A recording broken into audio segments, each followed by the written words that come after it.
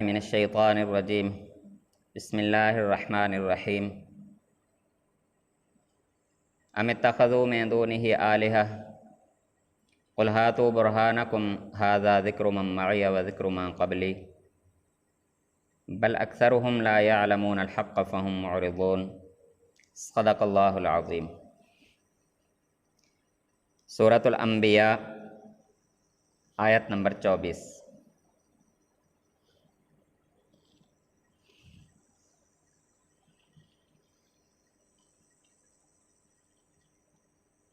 آج ہم اپنے دائیں بائیں مسلمانوں کے اندر عام طور پر اس چیز کو دیکھتے ہیں کہ اللہ تعالیٰ کی ذات کو چھوڑ کر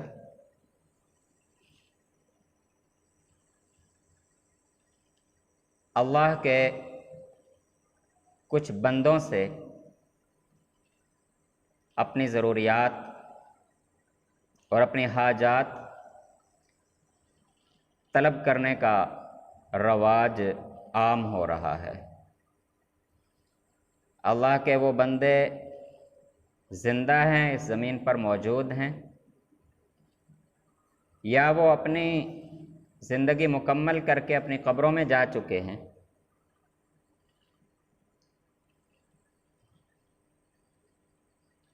تو یہ رواج کہ اپنی ضروریات اور اپنی حاجات انسانوں سے مانگنا صرف ہمارے معاشرے میں نہیں ہے۔ ہم سے پہلے یہودیوں کے اندر یہی رواج پیدا ہوا کہ اللہ تعالیٰ کی ذات کو چھوڑ کر اللہ تعالیٰ کے نبیوں سے اور اللہ کے ولیوں سے اپنی حاجات اور ضروریات مانگی جاتی رہی۔ اسی طرح عیسائیوں میں یہ بات عام ہوئی کہ انہوں نے بھی اللہ تعالیٰ کی ذات کو چھوڑ کر انسانوں سے، اولیاء کرام سے، اپنے بزرگوں سے اپنی حاجات اور ضروریات طلب کرنا شروع کی۔ خاص طور پر حضرت عیسیٰ علیہ السلام اور ان کی والدہ محترمہ حضرت مریم علیہ السلام، ان کی عبادت اور پوجا کرنے لگے۔ اسی طرح وہ لوگ جن کے پاس کوئی خاص کتاب نہیں تھی، جب ان سے یہ بات کی جاتی کہ تم اللہ کو چھوڑ کر انسانوں کے سامنے جھکتے ہو،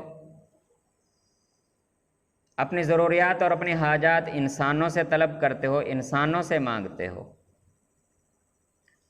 تو وہ آگے سے دلیل کے طور پر یہ بات کہتے تھے کہ چلو جی ہمارے پاس تو کوئی کتاب نہیں ہے۔ عیسائیوں کے پاس تو انجیل موجود ہے، اللہ تعالیٰ کی کتاب، وہ بھی تو مانگتے ہیں ولیوں سے، اولیاء سے، نبیوں سے۔ یہودیوں کے پاس بھی تورات کتاب موجود ہے، وہ بھی تو اپنے ولیوں سے، اپنے پیغمبروں سے، اپنے رسولوں سے مانگتے ہیں، ان کی قبروں پر جا کر حاجات مانگتے ہیں۔ آپ یہ نیا دین کہاں سے لے آئے؟ پہلے تو سارے ہی مانگ رہے ہیں، تورات والے بھی مانگ رہے ہیں، انجیل والے بھی مانگ رہے ہیں، اور جن کے پاس کوئی کتاب نہیں ہے چلو ان پر تو الزام ہے نا کہ وہ شرک کرتے ہیں، وہ اللہ کے علاوہ دوسروں کے سامنے جھکتے ہیں۔ یہاں تو تورات و انجیل والے بھی جھک رہے ہیں۔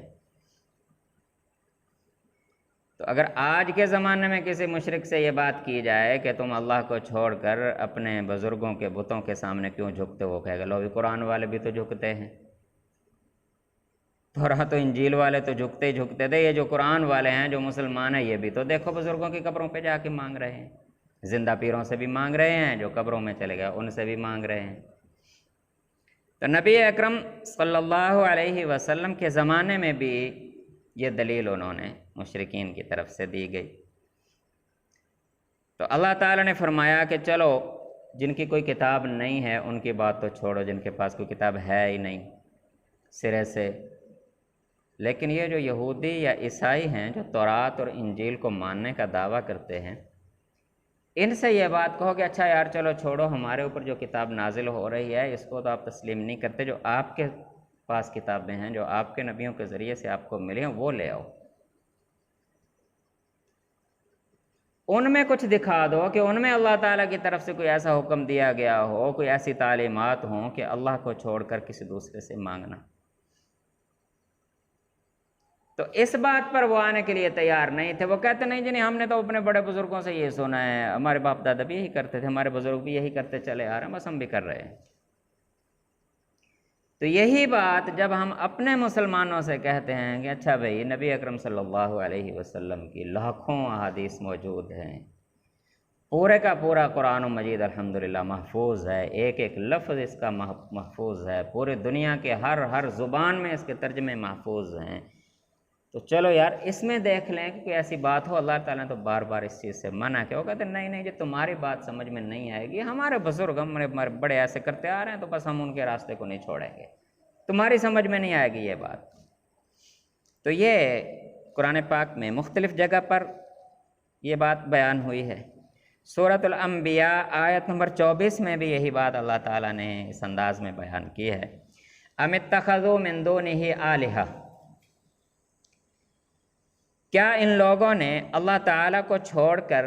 اپنے حاجت روا، اپنے معبود بنا لیے ہیں؟ قل، اے رسول صلی اللہ علیہ وسلم آپ انہیں کہہ دیجئے، آپ ان سے پوچھئے، ان سے سوال کیجئے، ہاتو برہانکم، اگر تمہارے پاس کوئی دلیل ہے اس چیز کی کہ اللہ تعالیٰ کے علاوہ دوسروں سے بھی حاجات اور ضروریات طلب کی جا سکتی ہیں، کوئی گنجائش ہے اس کی، تو پھر دلیل لے کے آؤ یار، ایسے بات نہ کرو۔ ھذا ذکر من معی، یہ ہمارے پاس قرآن مجید موجود ہے، یہ ہمارے اوپر نازل ہو رہا ہے، اللہ تعالیٰ کی طرف سے ہمیں عطا کیا گیا ہے، اس کو بھی پڑھ لیتے ہیں۔ چلو اگر آپ اس پر یقین نہیں رکھتے ہو تو وذکر من قبلی، جو مجھ سے قبل، مجھ سے پہلے جو کتابیں اللہ تعالیٰ کی طرف سے نازل ہو چکی ہیں وہ بھی دنیا میں موجود ہیں، تورات موجود ہے، انجیل موجود ہے، ان کو بھی لے آؤ، ہم ان میں دیکھ لیتے ہیں اگر کوئی ایسی بات ایسی موجود ہے، ورنہ بچاؤ لوگوں کو۔ کیوں یہ شرک میں پڑ جاتے ہیں، اللہ تعالیٰ کو چھوڑ کر انسانوں سے اپنی ضروریات اور حاجات طلب کرنا شروع کر دیتے ہیں، انسانوں کے سامنے جا کر جھکنا شروع ہو جاتے ہیں، یا ان کی قبروں پر جا کر جھکتے ہیں۔ تو اللہ تعالیٰ فرماتے ہیں بل اکثرهم لا يعلمون الحق، ان میں سے اکثریت تو اتنی جاہل ہے کہ ان کو سچی بات کا پتہ ہی نہیں ہے، ان کو قرآن پاک کی کسی آیت کا پتہ ہی نہیں ہے کہ قرآن پاک میں کیا ہے کیا نہیں ہے، اور اگر کسی کو پتہ بھی ہے فہم معرضون، تو وہ اس کو یوں اگنور کرتا ہے، کہتا ہے اگر ہم ان کو بیان کریں گے تو ہمارے رسم و رواج کہاں جائیں گے، ہمارا خاندان ہم سے ناراض ہو جائے گا، فلاں ہو جائے گا، فلاں ہو جائے گا، تو وہ کبھی بھی اس بات پر آنے کے لیے تیار نہیں ہوتے۔ ہاں، جن کو اللہ تعالیٰ عقل سلیم عطا فرماتے ہیں، قلب سلیم عطا فرماتے ہیں، وہ اللہ تعالیٰ کی آیات پر غور و فکر کرتے ہیں، اللہ کے کلام پر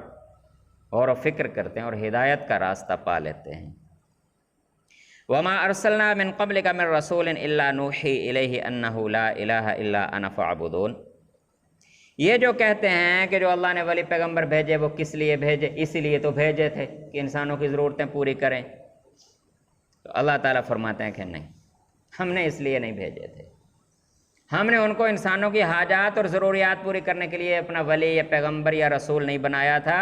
کہ ہم اکیلے ہیں جناب، ہم سے اتنی دنیا سنبھالی نہیں جاتی، اتنی دنیا کی ضرورتیں پوری نہیں ہوتی، چلو کچھ ڈیوٹیاں اور لگا دو۔ اللہ تعالیٰ فرماتے ہیں ہم نے ایسا نہیں کیا، ہم نے تو صرف اور صرف ان کو اس بات کی تعلیم دی، اس بات کا حکم دیا کہ وہ لوگوں کو صرف اور صرف لا الہ الا انا فاعبدون، اس بات پر قائل کریں کہ اللہ تعالیٰ کی ذات کے علاوہ کوئی الہ اور معبود نہیں ہے، سارے در چھوڑ کر دائیں بائیں جہاں جہاں سر ٹکراتے ہو، سر جھکاتے ہو، سب کو چھوڑ کر صرف ایک اللہ کے سامنے آ کر اپنے سر کو جھکاؤ، اسی سے اپنی دعا اور اپنی فریاد کرو۔ وما ارسلنا من قبلک من رسول، اے رسول صلی اللہ علیہ وسلم، آپ سے پہلے جتنے بھی ہم نے رسول اور نبی بھیجے، الا نوحی الیہ، ان پر ہم نے صرف اور صرف اسی بات کا پیغام بھیجا، اسی بات کی وحی ان کی طرف بھیجی تھی، انہ لا الہ الا انا، کہ میرے علاوہ کوئی الہ نہیں ہے، میرے علاوہ کوئی معبود نہیں ہے، فاعبدون، پس ہر در کو چھوڑ کر صرف میرے در پر آ جاؤ۔ اللہ تعالیٰ فرماتے ہیں ہم نے تو ہر پیغمبر، ہر رسول کی یہی ذمہ داری لگائی، یہی ڈیوٹی لگائی، بعد میں انہوں نے یہ جناب بنا لیا۔ سورۃ الانبیاء آیت نمبر 26، وَقَالُوا اتَّخَذَ الرَّحْمَنُ وَلَدًا، اور یہ لوگ اس بات کا دعویٰ کرتے ہیں کہ اللہ تعالیٰ کی اولاد ہے، جس طرح مشرکین کا دعویٰ تھا کہ ملائکہ جو فرشتے ہیں یہ اللہ تعالیٰ کی بیٹیاں ہیں، یہودیوں کا دعویٰ تھا حضرت عزیر علیہ السلام اللہ کے بیٹے ہیں، اور کچھ یہودیوں کا یہ دعویٰ تھا کہ پوری کی پوری یہودی قوم یہ اللہ کی اولاد ہے، یہ اللہ کی بڑی پیاری قوم ہے، اللہ کی اولاد ہے۔ عیسائیوں کا یہ دعویٰ تھا کہ حضرت عیسیٰ علیہ السلام اللہ کے بیٹے ہیں۔ یہ مشہور قوموں کے دعوے ہیں جو سامنے آ گئے۔ ان کے علاوہ کس کس قوم میں کیا کیا دعوے ہوں گے جو ہمارے سامنے نہیں آئے،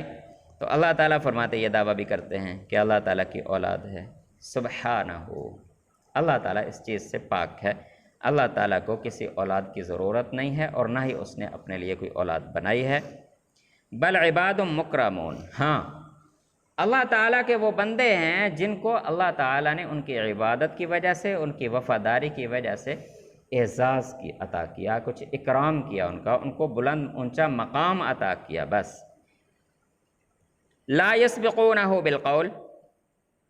جو جتنا اللہ کے قریب ہوتا ہے، جتنا اللہ تعالیٰ کے ہاں جس کا مقام بلند ہوتا ہے، وہ اتنا ہی محتاط ہو جاتا ہے، وہ اللہ تعالیٰ کی کلام کے علاوہ اپنی زبان سے کوئی بات نکالنے میں بھی احتیاط کرتا ہے کہ کہیں مجھ سے کوئی کمزور بات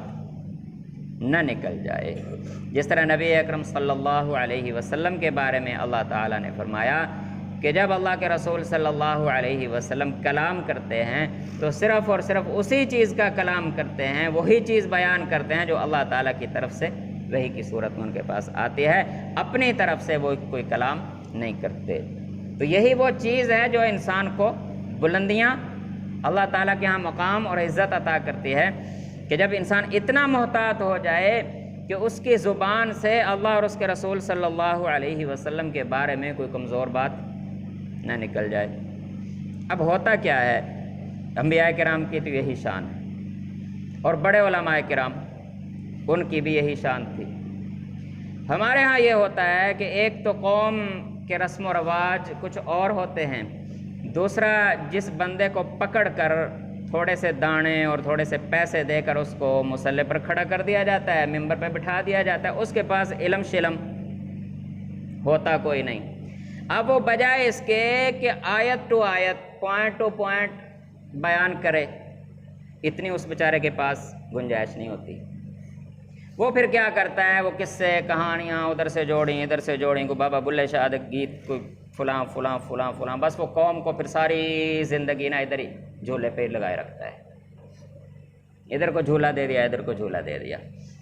تو اللہ تعالیٰ فرماتے ہیں کہ جو اللہ کے مقرب بندے ہوتے ہیں، جن کو اللہ تعالیٰ اعزاز و اکرام عطا فرماتے ہیں، لا یسبقونہ بالقول، وہ اپنی زبان سے نکلنے والے ایک ایک لفظ کی بھی احتیاط کرتے ہیں کہ کہیں قرآن مجید سے ہٹ کر ان کی زبان سے کوئی ایک لفظ بھی نہ نکل جائے۔ وَهُمْ بِأَمْرِهِ يَعْمَلُونَ،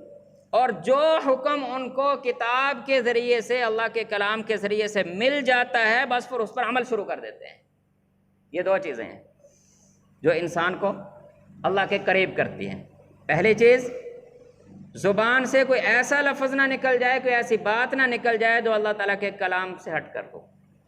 جو اللہ کے رسول صلی اللہ علیہ وسلم کی تعلیم سے ہٹ کر ہو، کوئی ایسی بات زبان سے نہ نکلے، نمبر ایک۔ نمبر دو، جو امر جو حکم اللہ تعالیٰ کی طرف سے مل گیا پھر اس میں کمی نہ رہ جائے۔